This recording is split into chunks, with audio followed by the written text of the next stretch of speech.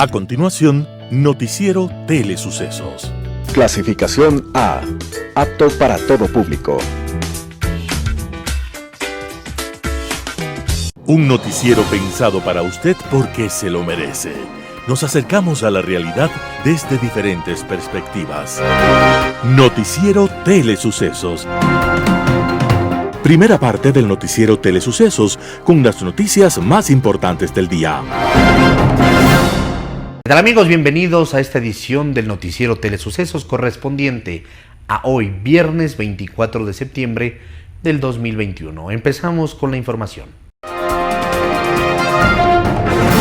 Un día como hoy. En los Estados Unidos hubo un joven que, deseoso de escribir y de triunfar en la vida, se convirtió en testigo de una época turbulenta que vivía la juventud norteamericana.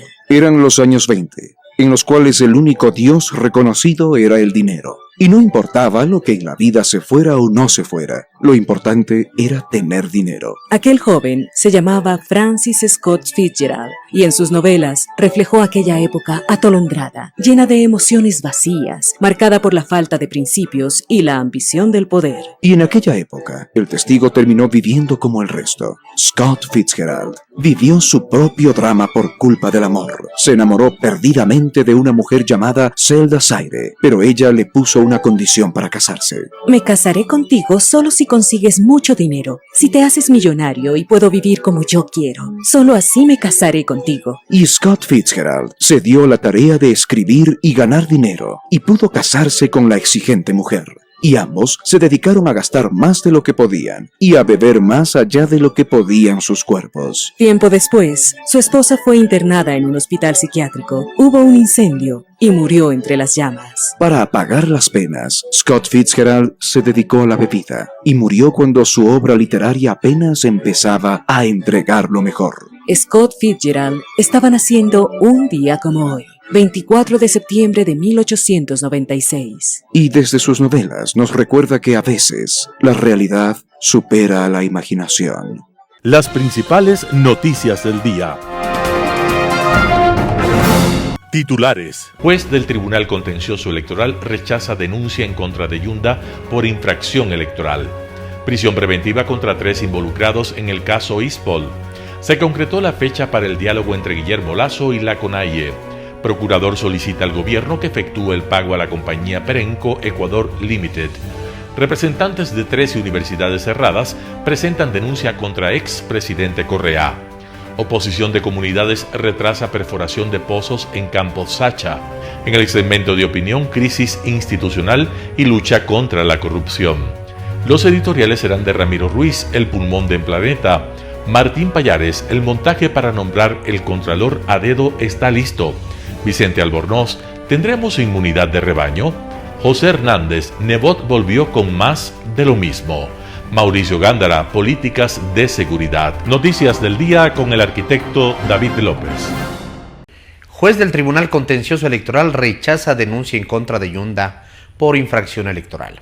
La noche del miércoles 22 de septiembre, el juez del Tribunal Contencioso Electoral, TCE, Arturo Cabrera, resolvió rechazar la denuncia en contra de Jorge Yunda por infracción electoral impulsada por la abogada Jessica Jaramillo y la ciudadana Sara Serrano. El juez Cabrera también dispuso el archivo de la causa. Jessica Jaramillo del Frente de Profesionales y la ciudadana Sara Serrano sostienen que Yunda no cumplió con el proceso de remoción de la alcaldía que se llevó a cabo el 3 de junio en el Consejo Metropolitano y que fue ratificada por el Tribunal Contencioso Electoral el 1 de julio. Tras conocer la resolución del juez, Jaramillo reaccionó en su cuenta de Twitter: como ciudadanos hemos cumplido con Quito. Desafortunadamente el juez Arturo Cabrera no ha hecho respetar la decisión de 14 concejales y decisión unánime del Tribunal Contencioso Electoral, escribió la abogada. Cabe recordar que en esta entidad aún se mantiene otra denuncia por la misma causa, infracción electoral muy grave, interpuesta por Santiago Guarderas, quien argumenta que Yunda no ha acatado la decisión del Tribunal Contencioso Electoral del 1 de julio en la que se pronunció respecto de que el proceso de remoción que ejecutó el Consejo Metropolitano cumplió con las formalidades del Código Orgánico de Ordenamiento Territorial, COTAD. La defensa de Yunda interpuso una recusación en contra del juez Ángel Torres, quien está a cargo de este caso. Sin embargo, el 21 de septiembre, el Pleno del Tribunal Contencioso Electoral negó ese pedido y devolvió el expediente al juez Torres para que continúe con la sustanciación de la causa. La audiencia en este caso se realizará en el auditorio del Tribunal Contencioso Electoral el próximo 30 de septiembre a las 9 horas. Si se resuelve que Jorge Yunda cometió la infracción electoral, según el Código de la Democracia, podría ser sancionado con la pérdida de los derechos políticos o una multa. En caso de que Yunda pierda sus derechos políticos, ya no podría ejercer alcaldía y tampoco lo ampararía la acción de protección de la Corte Provincial que hoy lo sostiene en el cargo. Prisión preventiva contra 3 involucrados en el caso Ispol. La decisión fue tomada en audiencia de revisión de medidas realizada el 22 de septiembre y solicitada por la Fiscalía debido al incumplimiento de la presentación periódica dispuesta el 8 de septiembre de 2021. La jueza Yadira Proaño dictó prisión preventiva en contra de 3 involucrados en el caso que investigan las operaciones irregulares del Instituto de Seguridad Social de la Policía Nacional Ispol por más de $900 millones. Se trata de Jorge Cherres, intermediario, financiero y representante de una serie de empresas que actuaron en las operaciones, entre ellas IB Core Invest, Luis Domínguez, además representante legal de la Casa de Valores Ventura, y Luis Álvarez, gerente de operaciones del Depósito Centralizado de Compensación y Liquidación de Valores de Cevale, que es la institución encargada de realizar la compensación, liquidación y custodia de los valores negociados en las bolsas de valores de Guayaquil y Quito. Por el momento se desconoce el paradero de Cherres. En cambio, Álvarez se encuentra en Estados Unidos, donde se declaró culpable ante un juzgado del estado de Florida y se comprometió a entregar toda la información que tiene sobre el caso. Se concretó la fecha para el diálogo entre Guillermo Lasso y la CONAIE.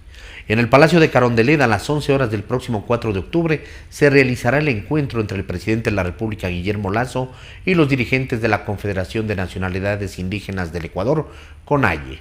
En el documento que fue recibido en la sede de la Confederación el pasado 22 de septiembre, Lasso les recuerda que el pasado 17 de agosto se dirigió a ellos para invitarlos al diálogo sin que haya sido posible concretarlo.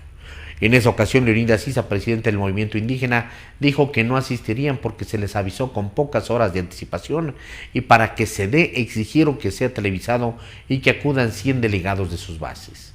El 20 de agosto, una comisión de alto nivel de la CONAIE acudió al Palacio para definir detalles de lo que será esta segunda reunión que 33 días después se concretará. Issa anunció este martes que sí asistirían a esta reunión con el mandatario y los puntos que plantean para el debate son alternativas para evitar el incremento de los precios de los combustibles, que se busquen además medidas para facilitar el pago de los préstamos en las instituciones financieras, su preocupación por la explotación minera y petrolera y el incremento de los precios de los productos industrializados. Issa, en declaraciones a medios de comunicación, ha insistido en advertir que si el gobierno no da respuestas a sus pedidos, habrá una reacción social, pero agotarán hasta las últimas condiciones el diálogo. Esto a la par de que tras una reunión en el Consejo Ampliado de la CONAIE realizado el pasado viernes, se resolvió que si no hay atención a sus posturas, se declararán en movilización permanente desde cada uno de los territorios hasta concretar en una acción nacional ante la falta de voluntad política de escuchar los planteamientos.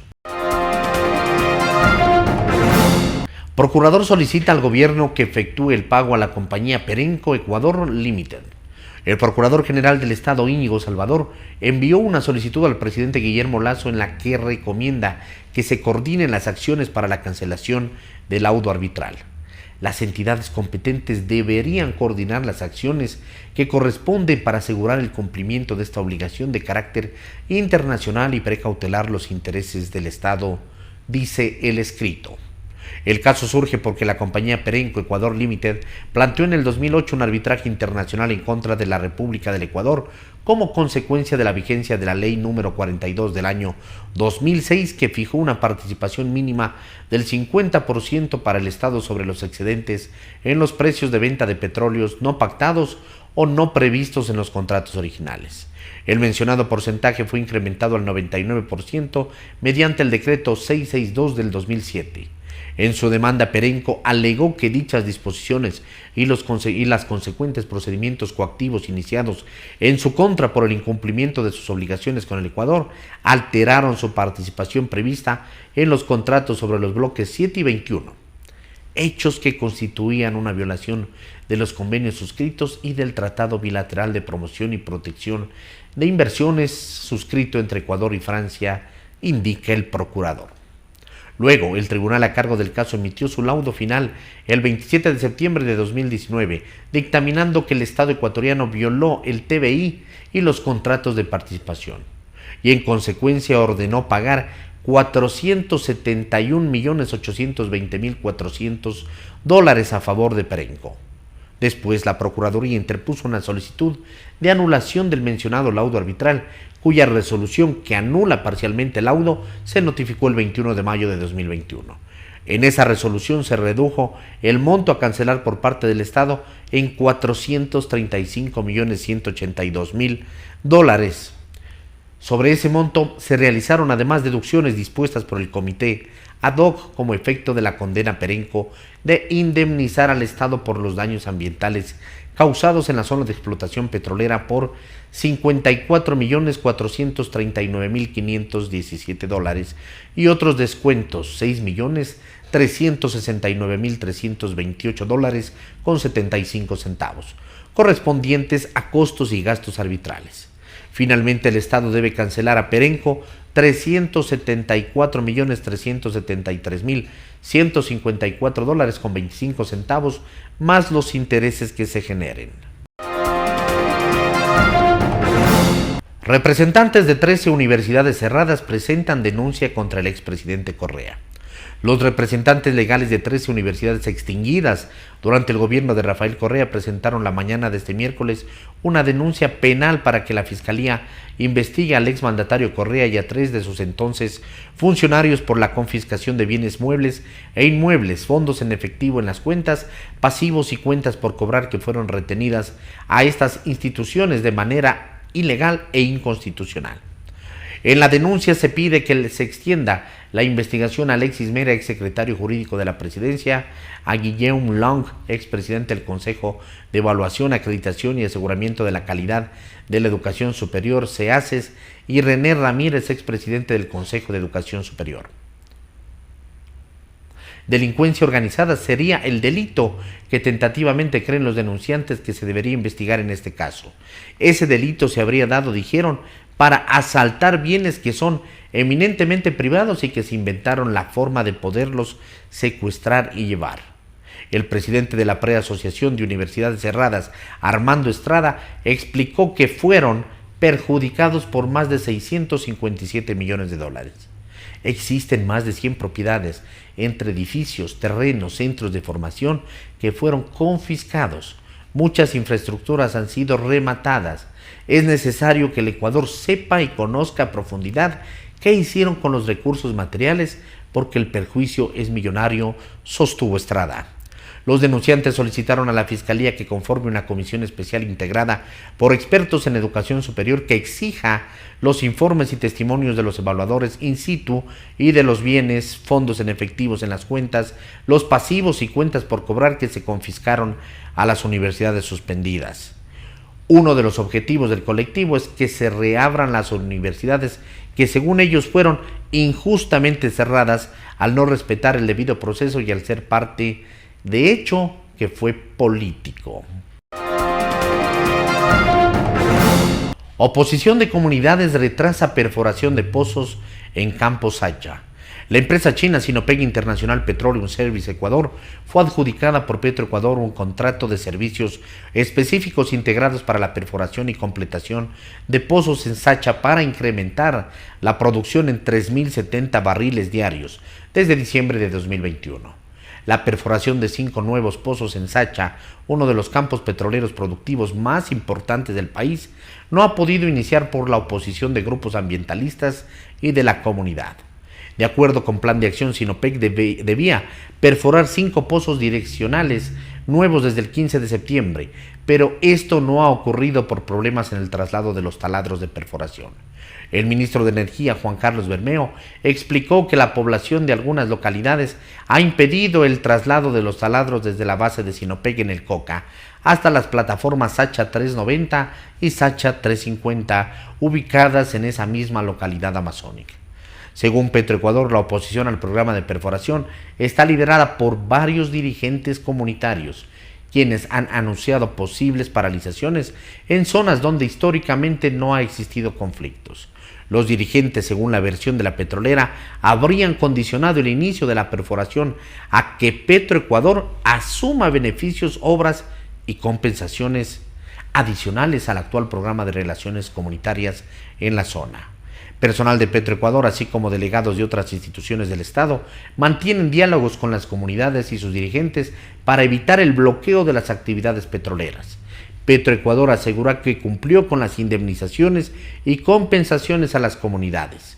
Los pagos, cuyo monto no fue revelado, se realizaron antes de la suscripción del contrato con Sinopec, según la petrolera estatal. El contrato con Sinopec no solo incluye perforaciones en el campo Sacha en 2021. Para 2022 está prevista la construcción de nuevas plataformas y la ampliación de las existentes, con la perforación de 21 pozos nuevos. La oposición a la actividad extractiva es un obstáculo para la meta del gobierno de Guillermo Lasso de incrementar la producción petrolera a 526,000 barriles diarios a inicios del 2022. Actualmente la producción alcanza un promedio de 485,081 barriles por día. Y hasta 2025 la meta es más ambiciosa. Según el Plan Nacional de Desarrollo 2001-2025, el gobierno espera duplicar la producción de hidrocarburos a 1 millón de barriles diarios.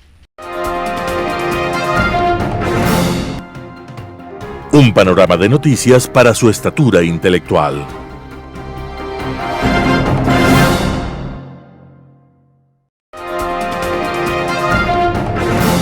Opinión.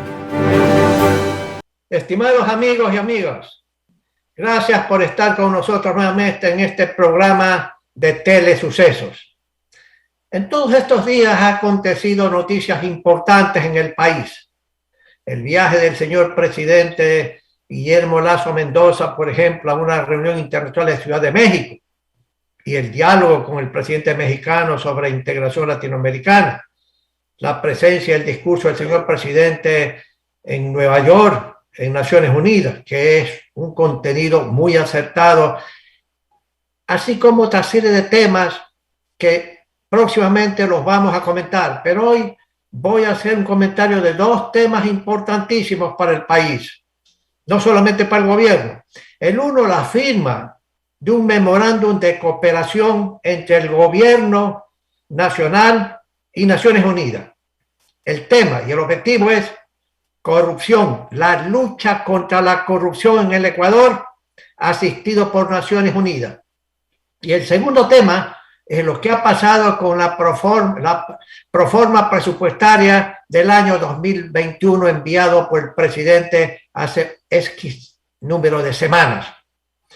Sobre el primer punto, creo que es un acierto del presidente y de su gobierno de haber obtenido de las Naciones Unidas su cooperación técnica. ¿Para qué? Para que le ayuden en el tema de la corrupción, que es un tema que está presentado en el plan de desarrollo que ya ha sido entregado a la Asamblea Nacional. Ya las Naciones Unidas están cooperando con el gobierno para encontrar procedimientos diferentes, metodologías diferentes, para darle más transparencia. ¿A qué? A la contratación pública, a la firma de contratos para carreteras, para puentes, etcétera, pero también para lo que le llaman las compras públicas. Y eso es importante. Pero también es importante, el presidente y el gobierno lo sabe y todos nosotros lo sabemos, que es necesario hacer un intenso esfuerzo para recuperar la cantidad del monto enorme robado en 14 años anteriores por diferentes altos funcionarios o medianos funcionarios de los gobiernos anteriores. Esa no es una tarea fácil, estimados amigos, recuperar el dinero. Pero ahí lo que tiene que hacer el señor Lasso, y discúlpeme por dar esta sugerencia nuevamente en forma pública, de que el memorándum que se ha firmado puede permitirle al presidente decirle al secretario general de Naciones Unidas: recomiéndeme 3 empresas internacionales de gran prestigio que tengan experiencia en la recuperación de los dineros robados a los diferentes países y gobiernos del mundo. Y el secretario general, yo estoy seguro que le dirá al presidente actual del Ecuador: estas son las 3 compañías. Y el gobierno del presidente Guillermo Lasso Montana deberá seleccionar con procedimientos adecuados a una de las 3 y firmar el convenio y el contrato correspondiente, sin pagar un centavo, sino reconocer las comisiones a las que se llegará en un contrato de X porcentaje de lo recuperado, efectivamente recuperado. Es necesario hacer esa llamada y obtener de Naciones Unidas lo que acabo de sugerir. Hay que recuperar ese dinero, que es una cantidad enorme. Hay algunas personas que han sugerido que deben ser algo así como 70.000 millones de dólares en 14 años de gobierno de los 2 gobiernos anteriores. Es una cantidad y un monto enorme, que son prácticamente el 70% del Producto Interno Bruto nominal del Ecuador. Pero amigos y amigas, también les debo decir que esto no es una tarea fácil. No es cuestión de recuperar el dinero en un mes, en un año, no. Como algunas personas dicen: gobierno ecuatoriano, no te preocupes que no tengas plata, recupera el dinero robado y vas a ver que tienes suficiente dinero. Tomará algunos años, aún con personas y con empresas de gran prestigio y experiencia internacional en esa tarea. Habrá que detectar dónde está el dinero, en qué países: países del Asia, en Hong Kong, en países árabes, en América Latina, ¿dónde? En Estados Unidos, en países europeos, ¿dónde? En Canadá. ¿Y en qué estará invertido? En inversiones financieras, en compra de acciones, edificios, departamentos, tierras, etcétera. Una parte tal vez esté en Ecuador, pero eso es una tarea enormemente compleja y de largo plazo. Pero hay que hacerlo y el gobierno está, hasta donde yo entiendo, decidido hacerlo. En buena hora la firma, y es un acierto del presidente haber firmado ese memorándum de entendimiento y de cooperación con Naciones Unidas. Pero hay otro tema importante que es necesario comentar: lo que ha pasado con la reforma presupuestaria del año 2021. La Asamblea Nacional, el Congreso Nacional, devolvió y le dijo: presidente, primero no has enviado el plan de desarrollo, que a propósito ya está el plan de desarrollo entregado en la Asamblea Nacional, pero no habías entregado en tal fecha. Y en segundo lugar, has asignado recursos presupuestarios en cantidades totalmente diferentes de lo que te exige la ley aquí y la ley allá. Y por lo tanto, tienes que aceptar lo que nosotros sugerimos. Y el presidente tiene una serie de días para llevar a cabo una tarea adicional y ponerse de acuerdo con la Asamblea Nacional. Para mí, yo les digo, estimados amigos, es sorprendente lo que ha pasado. La Asamblea Nacional tiene que entender que no se puede dejar sin presupuesto al gobierno nacional. Y segundo, tiene que entender que tampoco se puede seguir asignando recursos cuando hay déficits fiscales importantes. En la proforma presupuestaria enviada hace algunas semanas por el señor presidente de la Asamblea Nacional, se programaba un déficit de unos 4.800 millones de dólares aproximadamente para este año. Y los asambleístas deben entender que no pueden, bajo ninguna circunstancia, presionar al gobierno para expandir mucho más el gasto. ¿Para qué? Para que el déficit sea no de 4.800, sino 6.000, 7.000 millones de dólares. Eso no es posible, no es sostenible, no es racional. Dentro de ese monto total de la proforma, que ese es el techo, que no se debe aumentar más porque no hay dinero. Cada vez que hay un déficit fiscal, hay que encontrar dinero. ¿Cómo se encuentra? Con el endeudamiento. Y ya el endeudamiento público del gobierno es de 63.000 millones de dólares aproximadamente, sin contar las cuentas por pagar al Seguro Social y a otra serie de entidades. De tal manera que a mí me ha sorprendido la falta de habilidad, no obstante que hay un ministro de Finanzas competente, con buena formación macroeconómica, porque no ha habido la habilidad del gobierno para ponerse de acuerdo con la Asamblea Nacional en esta materia. Yo recuerdo que en periodos pasados, en gobiernos anteriores, aún mucho antes de Correa, el ministro de Economía y Finanzas, cuando había una especie de comisión de presupuesto en el Congreso Nacional desde entonces, que hoy es la Comisión Económica, se instalaban para conversar, dialogar, y se ponían de acuerdo en una serie de temas que importaban también los asambleístas. Y el gobierno de ese entonces aceptaba ciertas cosas y no otras. Y los congresistas en ese entonces también eran lo suficientemente responsables para no ir más allá de lo que es necesario. Y eso me ha sorprendido porque históricamente los gobiernos siempre se han puesto de acuerdo con los congresistas y los congresistas se han puesto de acuerdo con el gobierno. Pero hoy parece ser que falta la voluntad política suficiente para dos partes y las habilidades políticas y de sensatez para llegar a acuerdo. Se necesita, mi amigo, un presupuesto para este año. Y es para los 3 últimos meses de este año, porque ya se fue septiembre, mi amigo, y solamente queda octubre, noviembre y diciembre, y el presidente tiene que en pocas semanas presentar la reforma presupuestaria del año 2022. Y ahí van a estar toda la política pública del gobierno nacional.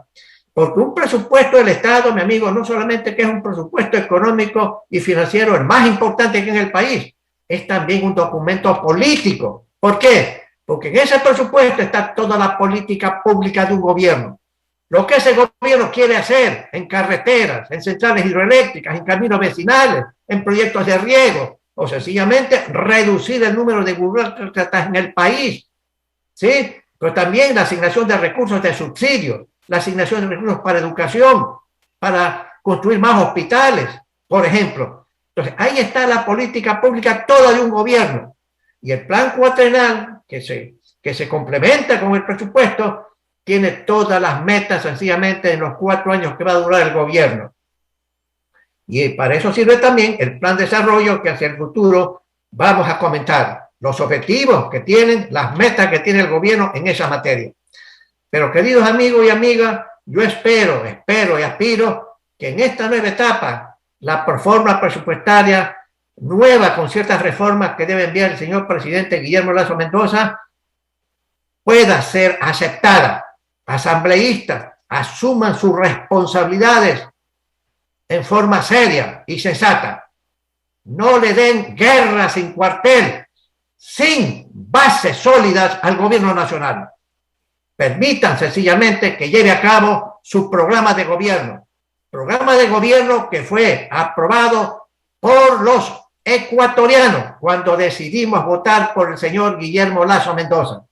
Amigos y amigas, les agradezco por estar con nosotros y nos volveremos a ver la próxima semana. Opinión. Hola a todos, soy Andrés Castillo Maldonado y este es el comentario de la semana.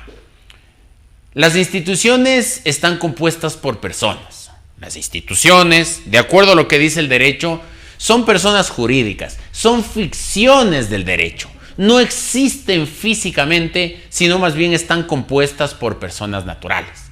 Eso con respecto a lo que habla el derecho común, el derecho comercial, el derecho de la empresa.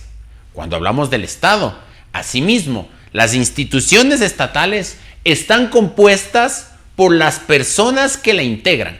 El Ejecutivo está compuesta, por ejemplo, por el presidente de la República, los ministros de Estado, los viceministros, los subsecretarios, los intendentes, la fuerza pública, las fuerzas armadas, etc. Un conglomerado importante de gente que conforma la función ejecutiva del Estado. En cambio, la función legislativa está compuesta por el Parlamento, sus comisiones, sus asambleístas, los parlamentarios. Ellos componen esa institución. La función judicial está compuesta por la Corte Nacional de Justicia, por el Consejo de la Judicatura, por los juzgados de primera instancia, por las Cortes provinciales, por los jueces, etc. Y así, todas las demás funciones del Estado que curiosamente desde la Constitución del 2008 se conformaron por 5. juntando obviamente la función electoral y la función de transparencia y control social. Ahora mismo, en el Ecuador, estamos en una gravísima crisis institucional que viene básicamente desde dos fuentes, desde la Asamblea Nacional y desde la función de transparencia y control social. De esas dos voy a hablar hoy. A esas me voy a referir porque justamente son las que en el debate público están siendo puestas en el ojo del huracán para formar parte de la próxima consulta popular. Primero hablemos del Congreso, la Asamblea, el Parlamento. Institución siempre venida menos, porque dentro del imaginario colectivo no se tiene claro cuáles son exactamente las funciones de los asambleístas. Antes diputados, siempre parlamentarios. Ellos no tienen la posibilidad de gestionar obras, no tienen la posibilidad de manejar recursos públicos, no tienen la posibilidad de ser una agencia de empleos, no tienen la posibilidad de darse la vida de reyes que pretenden darse cuando representan al pueblo. No, eso no está dentro de sus funciones. Las funciones de los diputados, de los parlamentarios, de los asambleístas son las de legislar y fiscalizar. Es decir, llevar adelante todo el tema de formación de las leyes, de construcción de las leyes, de todos esos cuerpos normativos que regulan nuestra vida. Y adicionalmente, la de fiscalizar las actuaciones del poder público, llevar adelante procesos de juicios políticos, de investigación, de requerimiento de información, etc. Eso y nada más. Los asambleístas no hacen veredas, no hacen bordillos, no hacen hospitales, no hacen parques, no hacen escuelas, no pueden ubicar a su gente en puestos públicos. Está vetado para ellos realizar aquello. Pero lastimosamente, en la Asamblea Nacional que concluyó hace unos meses y en esta, hemos tenido que evidenciar un incremento notable de esa desnaturalización de funciones que han tenido que hacer los asambleístas en su turno. Creen que al llegar al Parlamento, a la Piedradita y 6 de diciembre, pueden manejar el Estado como quieran, pueden someter al gobierno central como quieran, pueden poner sus votos como moneda de cambio para poder tener acceso a cualquier tipo de privilegios, y eso no es así. Aquellas actitudes son las que van minando la credibilidad de la Asamblea. Pero como les decía al inicio de esta reflexión, las instituciones no se desprestigian. Las instituciones y las personas jurídicas no delinquen. Quienes se desprestigian y quienes delinquen son las personas naturales que las conforman. No podemos tener entonces al frente de la Asamblea Nacional a alguien que cree que puede manejar los recursos públicos como cosa propia, a alguien que cree que puede utilizar los recursos públicos para masajearse los piecitos, ir a pasar a cuerpo de rey o pagar facturas exorbitantes por servicios que recibe por su tan alta magistratura. No, así no funciona. Lo que hace la presidenta de la Asamblea Nacional, sin duda alguna, mina la credibilidad de la Asamblea Nacional. En mayo recibieron una asamblea que tenía apenas el 2% de credibilidad. 2 de cada 100 ecuatorianos creían en la Asamblea Nacional al cabo de 4 años de funcionamiento. Ahora, cuando han pasado 120 días más o menos desde que se posesionaron, yo creería que la credibilidad de la Asamblea está más o menos en ese rango. Y he estado en ese rango también, porque tenemos en cambio a la segunda autoridad de la Asamblea, la señora Beda Jiménez, involucrada en un escándalo de tráfico de influencias para poner funcionarios públicos en las instituciones del gobierno central. No podemos tener esas lógicas dentro de la principal función del Estado. Están para legislar, están para fiscalizar, no son agencia de empleos. Sí, en el Ecuador hay que reconocer y garantizar la presunción de inocencia de la gente. No podemos acusar sin pruebas. Tenemos que llevar un proceso debido. Pero lo decente, señora presidente y señora vicepresidente de la Asamblea Nacional, lo decente sería solicitar una licencia sin sueldo, al menos mientras ustedes se defienden de los procesos en los cuales están encausadas. Porque eso es lo que el pueblo ecuatoriano vería bien. Eso es lo que sus mandantes les ordenan hacer. dignificar la política. Y si mañana más tarde resultan inocentes de aquello que dicen que se les acusa por maledicencia, sin duda alguna, su credibilidad, la de ustedes como personas, incrementará. Y con eso incrementará también el prestigio de la Asamblea, porque al estar prestigiados sus integrantes, la institución también se prestigia. Piénsenlo, no hagan como el alcalde de Quito, que está involucrado en varios juicios. El próximo fin de mes, entre el 29 y el 30, el señor Yunda tendrá que enfrentar 2 procesos judiciales distintos, el uno penal y el otro por infracción electoral. Eso no quieren los ecuatorianos de sus mandantes. Ahora, si es que hablamos de la función de transparencia y control social, ya largos escritos sobre la pertinencia o no de que siga existiendo ese Consejo de Participación Ciudadana. El Consejo de Participación Ciudadana, desde mi criterio jurídico, no es la institución que encarna la función de transparencia y control social. No es. La función de transparencia y control social está compuesta por el Consejo de Participación Ciudadana, por la Procuraduría, por la Contraloría y por las superintendencias. Por lo tanto, el Consejo de Participación Ciudadana es solamente una más de las instituciones que conforman esa función de transparencia y control social. No sirve de nada para algunos del Consejo de Participación Ciudadana. Ahora mismo están en el ojo del huracán y están cerca de ser llamados a un nuevo juicio político a la Asamblea por haber designado de manera absolutamente inconsulta al defensor del pueblo subrogante, sin haber cumplido los requisitos, sin cumplir lo que la norma establece. Por lo tanto, podemos ver que ese Consejo de Participación Ciudadana ha incurrido también en infracciones graves en cuanto a su funcionamiento. Por lo tanto, prestigien la institución, hagan que la institución progrese, que se vaya para adelante, trabajen pegados a la legalidad, a la juridicidad, al Estado de Derecho, al Estado constitucional de derechos y justicia que reconoce la Carta Magna como forma de organización estatal en el Ecuador. Hagamos que las instituciones públicas permanezcan, que las funciones del Estado sigan garantizando a los ciudadanos credibilidad.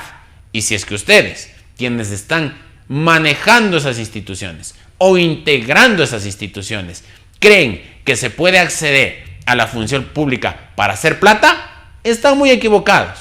Si es que quieren hacer plata, háganlo desde la empresa privada. Pónganse un buen negocio, pónganse un negocio lucrativo que les permita vivir a cuerpo de rey, que se puedan ir a hoteles de $300 la noche, que se puedan ir a hacer masajitos, que se puedan comprar galletitas de marca y papitas de marca, pero con sus recursos, no con los recursos de los ecuatorianos que a veces no tienen ni para pagar el pasaje de sus hijos para mandarles a la escuela. Esto, sin duda alguna, marcará un antes y un después en la forma de entendernos los ciudadanos con el Estado, en la medida en que ustedes entiendan, señores funcionarios públicos de alta gama, de que aquí está un pueblo que quiere salir de la crisis y ustedes están torpedeando aquello. Si es que entienden que debemos cambiar esa lógica, tendremos un Ecuador mejor. Caso contrario, seguiremos en una pugna que no nos llevará a ninguna parte. Soy Andrés Castillo Maldonado y nos vemos dentro de 8 días. Muchas gracias. Editorial. El pulmón del planeta, editorial de Ramiro Ruiz. La Amazonía es el pulmón del planeta porque absorbe millones de toneladas del dióxido de carbono de la atmósfera. Al reducir la cantidad mundial de este gas que calienta el mundo, frena el cambio climático. Pero su trabajo no termina ahí. La selva amazónica también regula el clima mundial, produce agua dulce y es el espacio de conservación de especies de plantas que aún no han sido descubiertas por la ciencia y que podrían tener beneficios en la medicina. La Amazonía es un gran sumidero de carbono. Su suelo y vegetación contienen aproximadamente 1/4 parte de todo el carbono del mundo que se almacena en la tierra. Pero a medida que el bosque disminuye, se reduce la capacidad de servir como depósito de carbono masivo. Los árboles de la selva amazónica capturan millones de toneladas de dióxido de carbono para realizar la fotosíntesis. Este proceso facilita el crecimiento y regeneración de los árboles y reduce la cantidad del CO2 en la atmósfera y libera oxígeno. Hace 3 décadas la selva capturaba el doble de toneladas que ahora, 1.000 millones. Como resultado, el CO2 se liberará de nuevo hacia la atmósfera, lo que podría aumentar el calentamiento global. La selva amazónica garantiza la estabilidad del clima mundial. Sus bosques tropicales y regiones boscosas regulan las lluvias y mantienen el ciclo del agua. Los árboles de la Amazonía intercambian con la atmósfera grandes cantidades de agua y energía. El agua liberada por las plantas sube a la atmósfera con la evaporación y transpiración de las plantas que fluye por el aire a diversas partes de América. La Amazonía tiene una extensión de 7 millones de kilómetros cuadrados de selva húmeda donde habitan 250.000 nativos. Tiene la capacidad de producir el 25% del agua fresca del mundo y vive el 33% de la biodiversidad del mundo. A pesar de esta maravillosa y sabia naturaleza, se pierde diariamente 137 especies de insectos, plantas y animales. Se ha destruido el 20% de la Amazonía. Cada año se pierden 1.4 hectáreas de bosque. La capacidad de destrucción del hombre se remonta a los orígenes. Desde hace más de 1 millón de años la confiscación de la naturaleza está unida al poder, la avaricia y la destrucción. Peor aún, refleja la ignorancia acerca de la importancia de los árboles. Los seres vivos que habitan la Amazonía sostienen la producción de oxígeno y agua del planeta. No es el incendio, es la soja. Son las vacas, son Bolsonaro y Li Keqiang, primer ministro chino, y su guerra comercial, que están detrás de la destrucción de la Amazonía. China dejó de comprar granos y carnes a su principal proveedor, Estados Unidos, y fue a buscar al segundo proveedor, Brasil. Para satisfacer la insaciable demanda china, los productores brasileños necesitan más tierras. El presidente Jair Bolsonaro los incita a aumentar la producción. Limpian tierras y utilizan la vieja técnica de cortar árboles e incendiar lo que queda del bosque tropical. Así ganan terreno para los cultivos y el pastoreo. Sigue la catástrofe. De acuerdo con un informe del Instituto del Hombre y del Medio Ambiente de la Amazonía, Amazon, la tasa de deforestación en la selva brasileña creció un 66%, aunque ese porcentaje llega al 278% según las proyecciones del INPE. La mayoría de expertos internacionales saben que no solo se está talando un bosque, sino un gigantesco segmento clave en el equilibrio ecológico global. En el Amazonas viven un 9.5% de todas las especies del planeta, 1 de cada 5 especies de pájaros y 1 de cada 5 especies de peces. Solo en la región amazónica se encuentran 40.000 especies de plantas, 2.200 especies de peces, 1.294 de pájaros, 428 de mamíferos y 378 de reptiles. En total se estima que hay unas 1.800.000 especies y las consecuencias de estos incendios es la muerte. Artículo de Ramiro Ruiz. El montaje para nombrar Contralor a dedo está listo. Martín Pallares, 4 Pelagatos. Un operativo para nombrar a un nuevo Contralor con exactamente la misma receta con la que el Correato colocó en ese cargo a Carlos Polit en 2017 está en marcha. Por lo pronto, el principal ingrediente está ya cocinado: un reglamento que abre las posibilidades para direccionar el concurso, hecho entre gallos y medianoche por una mayoría social cristiana, correísta y del MPD en el interior del Consejo de Participación Ciudadana y Control Social. El reglamento es una historia de maniobras y ocultamiento liderada por la presidenta del organismo, Sofía Almeida Fuentes, del Partido Social Cristiano, y los consejeros Juan Javier Dávalos, de UNES, David Rosero, del MPD, e Ivette Estupiñán, del Partido Social Cristiano. Todo arrancó el 2 de julio del 2021, cuando el Consejo de Participación Ciudadana y Control Social aprobó una resolución para socializar un borrador de reglamento que había sido aprobado por los 7 consejeros para la elección del nuevo Contralor. En la resolución de ese día se estableció que a partir de 8 días se debían recibir aportes y sugerencias de la sociedad civil para incorporarlas al proyecto. Una comisión técnica del organismo tenía que, en el plazo de 48 horas, incorporar las observaciones y preparar un proyecto final de reglamento para presentar al Pleno del organismo. Según el Consejo de Participación Ciudadana y Control Social, se entregaron 14 observaciones de ciudadanos y organizaciones sociales. Luego vino un proceso de falsa participación social y de adulteración del proyecto inicial que fue auspiciada por la mayoría correísta, social cristiana y del MPD. El 14 de julio, los 4 consejeros de la mayoría aprobaron una nueva resolución mediante la cual se reestructuró la comisión técnica encargada de procesar los aportes de la supuesta socialización del borrador y se retiró de la misma a Francisco Toral, quien era uno de los delegados de la minoría. Además, el Consejo de Participación Ciudadana y Control Social otorgaba a esa nueva comisión técnica 3 horas para que se incorporen las observaciones y se remita el proyecto para el conocimiento y aprobación del Pleno. Así fue como, en un tiempo inverosímil, se incorporaron sin explicación ni motivación las supuestas sugerencias ciudadanas al borrador definitivo. Todo fue en realidad un montaje. Únicamente los envíos de 3 personas fueron tomadas en cuenta, de las cuales 2 proponían un cambio clave para poder direccionar posteriormente el concurso: eliminar la prueba práctica del concurso. Sin ninguna explicación ni motivación, esa sugerencia fue introducida en el borrador y se eliminó la prueba práctica, con lo que el reglamento quedó prácticamente idéntico al que permitió al correísmo en 2017 poner a Carlos Polit en el cargo.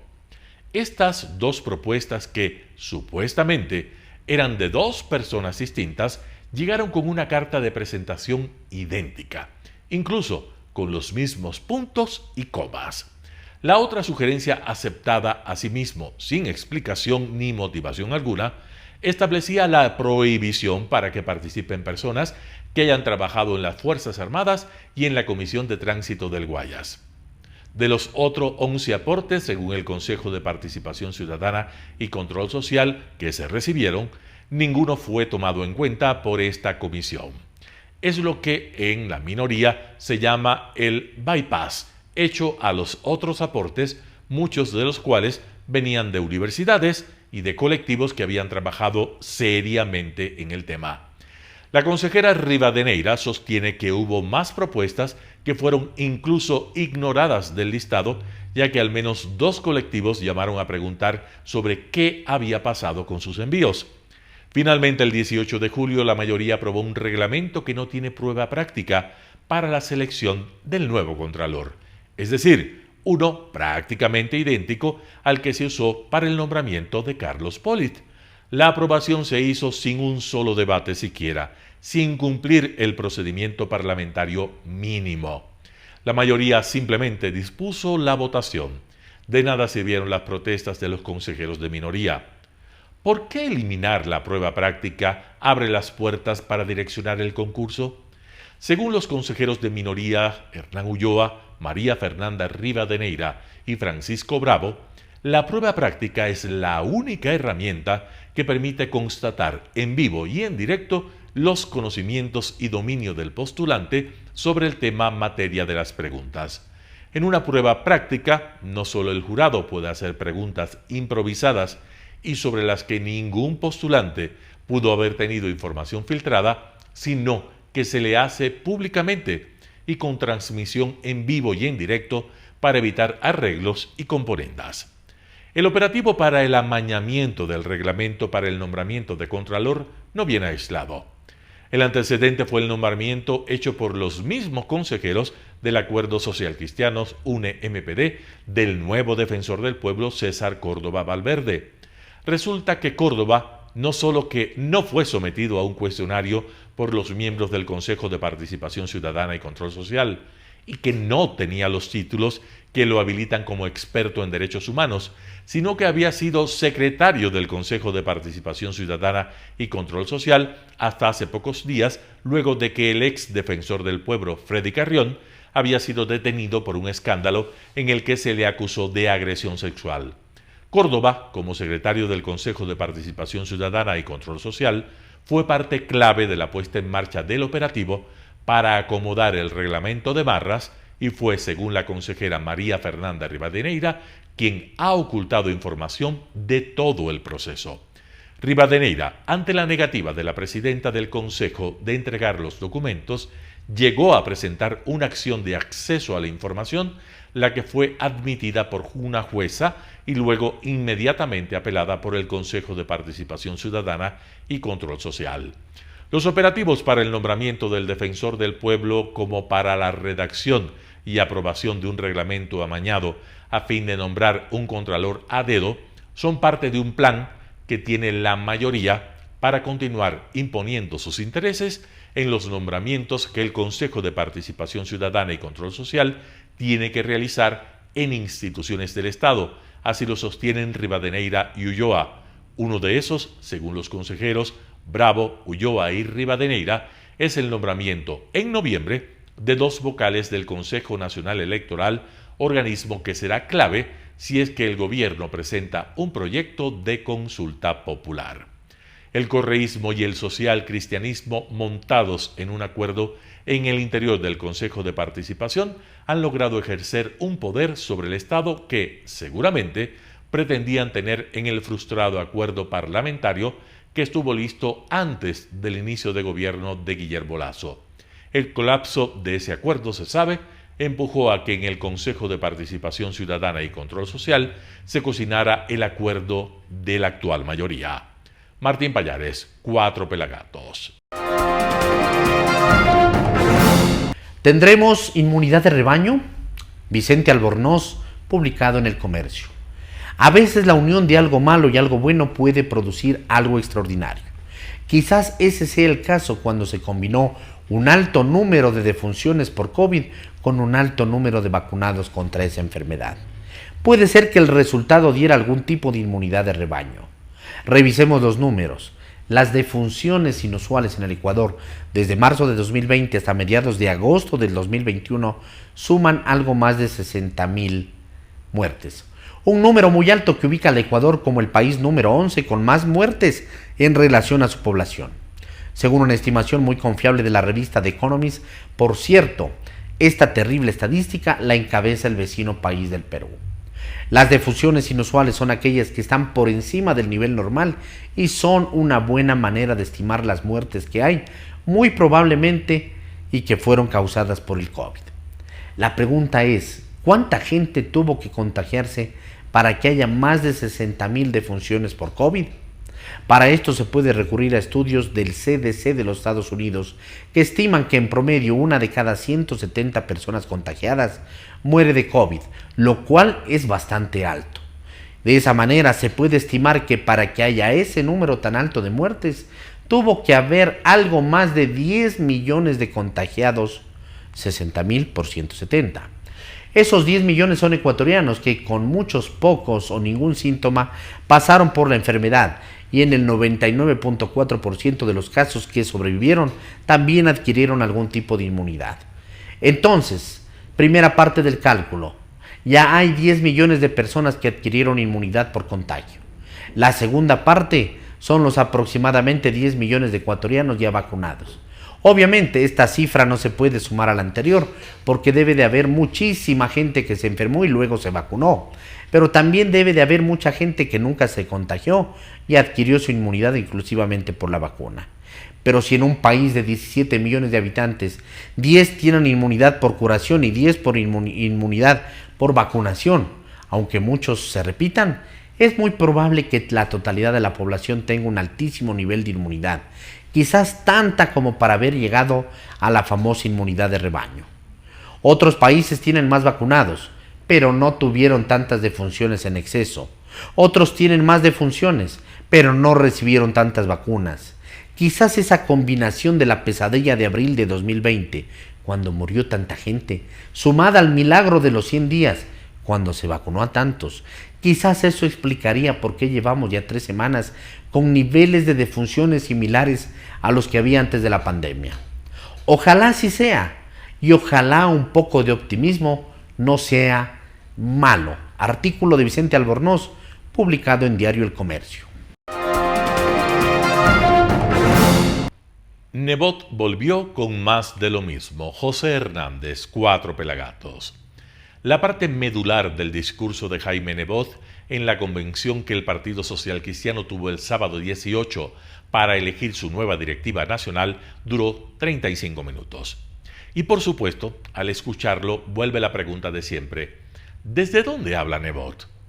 La percepción que produce no proviene de la política, sino de la religión.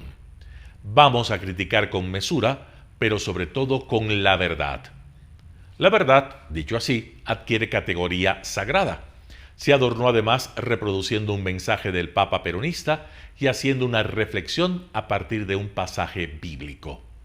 ¿Desde dónde habla Nebot? Hace 25 años él corrió por última vez para la presidencia.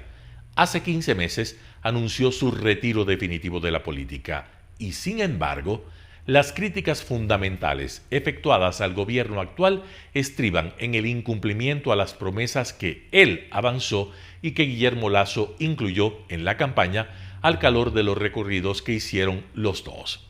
Así se confirma otra vez esa vieja certeza en política criolla.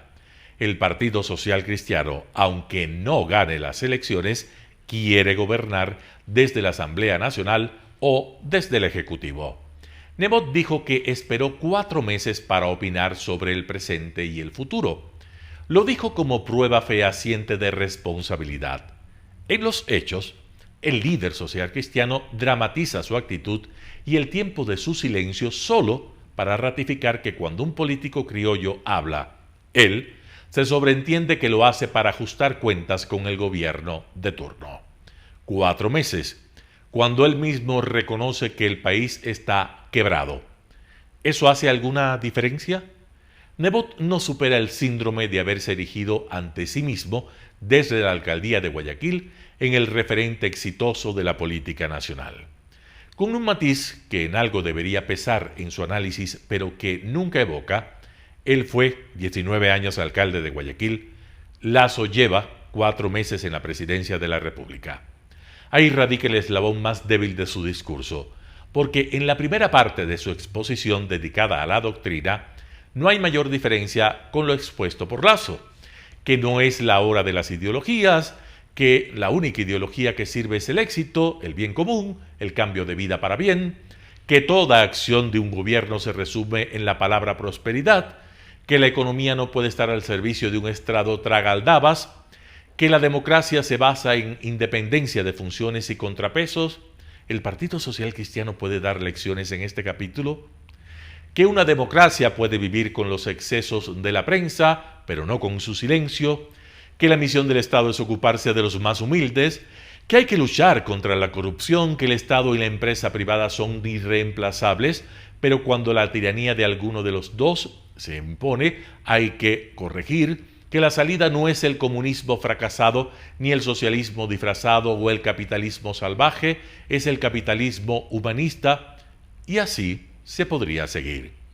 Son cosas que también Lasso dice pasando un día.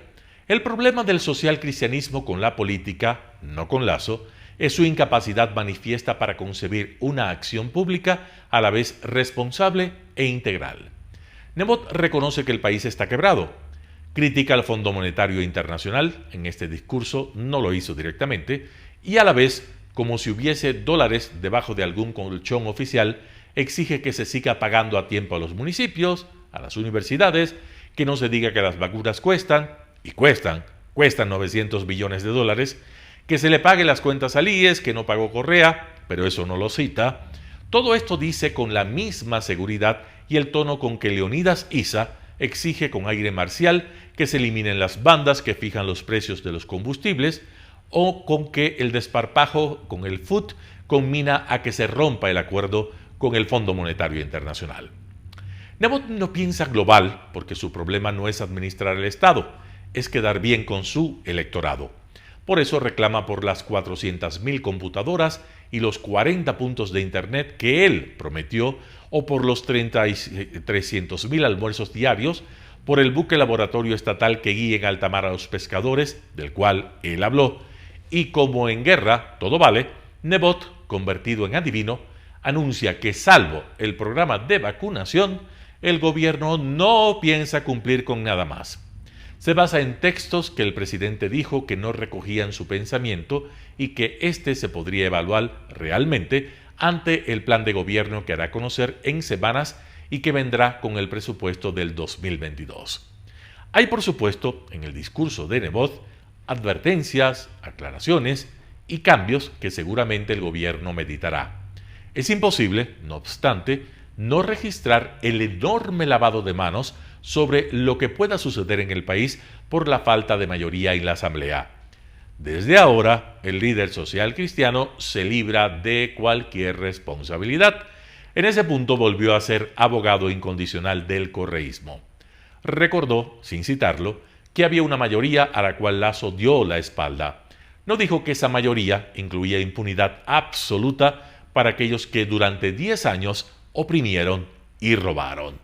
Nebot los propone como socios para llevar a Ecuador de la pobreza a la prosperidad, como si las páginas de la historia pudieran ser borradas para volver a ser escritas. Para ello cita la Biblia y reitera el discurso falaz del odio, no de la justicia, inventado por el correísmo y que él recita sin reato alguno. José Hernández, Cuatro Pelagatos. Políticas de seguridad, artículo de Mauricio Gándara, publicado en Diario El Universo. Aunque el propósito inicial de este artículo fue el de formular algunos comentarios sobre la reunión de la CELAC en la Ciudad de México, pido disculpas por empezar refiriéndome a la designación del responsable del organismo de inteligencia CIES, porque se trata de uno esencial de la existencia del Estado. Solamente al conocer el reportaje del Diario El Universo sobre los antecedentes del designado, que no ha presentado durante una docena de años su declaración del impuesto a la renta, el presidente le ha pedido la renuncia. Esa reacción está bien, pero no releva de otras responsabilidades, de que no se haya verificado previamente los antecedentes del designado, y mucho más importante, si el designado conoce la materia de la inteligencia de la seguridad nacional. El país atraviesa una etapa de inseguridad nunca antes vista. Especialmente en la ciudad de Guayaquil se presentan asesinatos por sicariato casi diariamente. Se bombardea una cárcel al parecer con drones. El Ecuador es un corredor del tráfico internacional de drogas que también florece en lo interno.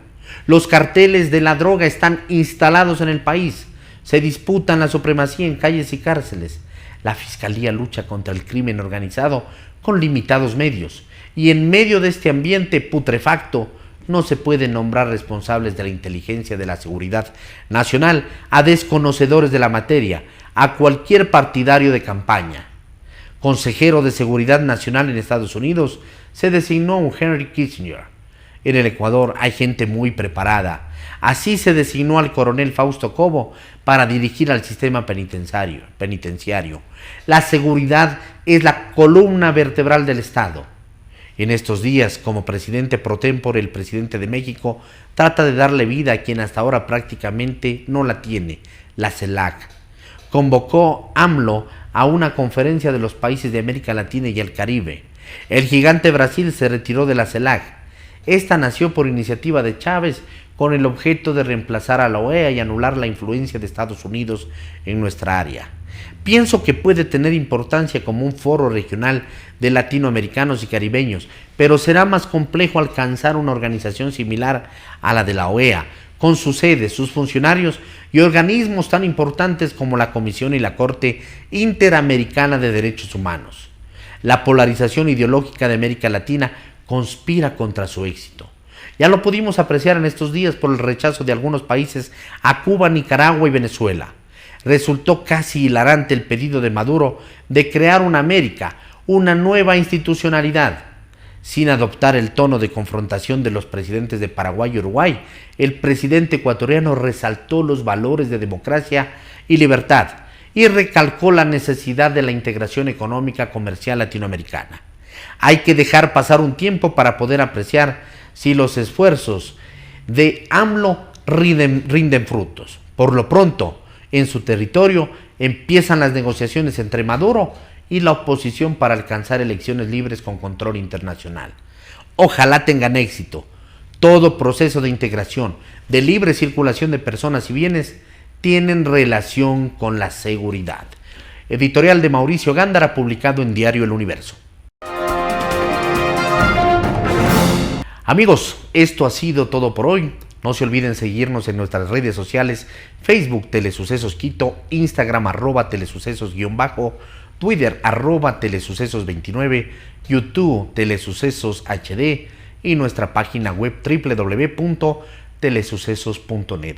Este noticiero llegó gracias al auspicio de Tu Bodega Flex, soluciones de almacenamiento, bodegas desde 6 metros cuadrados hasta 1000 metros en Tu Bodega Flex. Comunícate al 099-550-432. Repito, 099-550-432.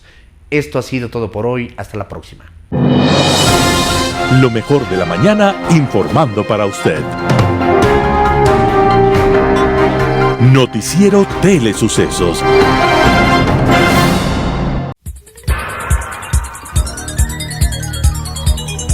Las opiniones vertidas en este espacio por la producción y dirección del programa son de exclusiva responsabilidad de sus autores y de quienes intervienen en ellos.